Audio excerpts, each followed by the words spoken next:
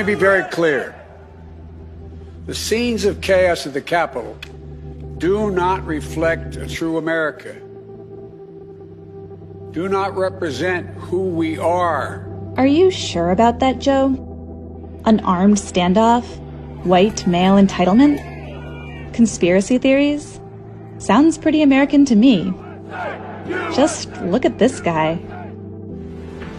This is not who we are as a nation. This is not who we are as a country. It's not who we are. We're better than this.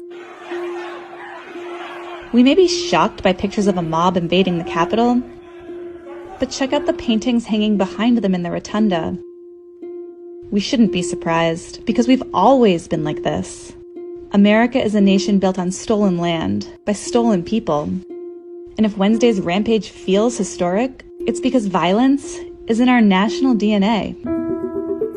A mob raised a whole block in Philadelphia because they didn't like, you guessed it, the election result. And after Lincoln was elected, the South launched a civil war rather than accept peaceful transfer of power. Those Americans dreamed this flag would fly in the halls of the Capitol, but it never did, until now. They don't get to steal it from us. They don't get to tell us we didn't see what we saw. Taking up arms when you lose an election? That's American tradition. I look to history, to the precedent of the 1876 election, the Hayes-Tilden election. Glad you remember that one, Ted. That was when Black Americans were subjected to a century of Jim Crow terror, a trade-off for electoral peace.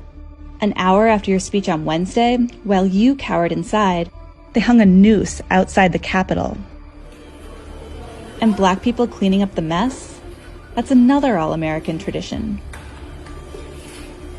This is where centuries of white entitlement leads. Oh, there we go. Storm the Capitol and meet hardly any resistance. A cop is not a threat. He's a photo opportunity. And instead of a jail cell, you toast your criminality in a hotel lobby. We are watching an attempt at a bloodless coup in the United States. Closest thing that I can think of that this reminds me of is the time I spent in Iraq in 2007 and 2008. These aren't foreign insurgents, they are us.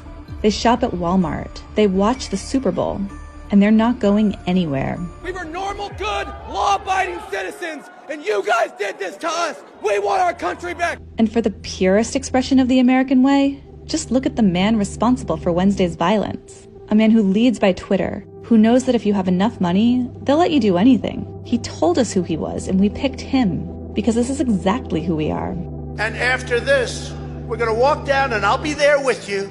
We're going to walk down. America, land of the snake oil salesman. Let me be very clear. The scenes of chaos at the Capitol do not reflect a true America. No, Joe.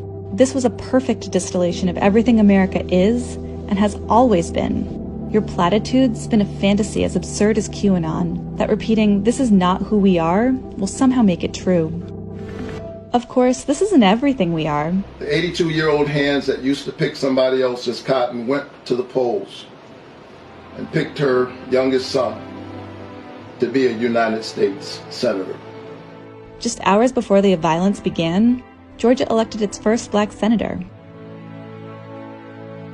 But we can only realize our strength if we stop whitewashing our sins.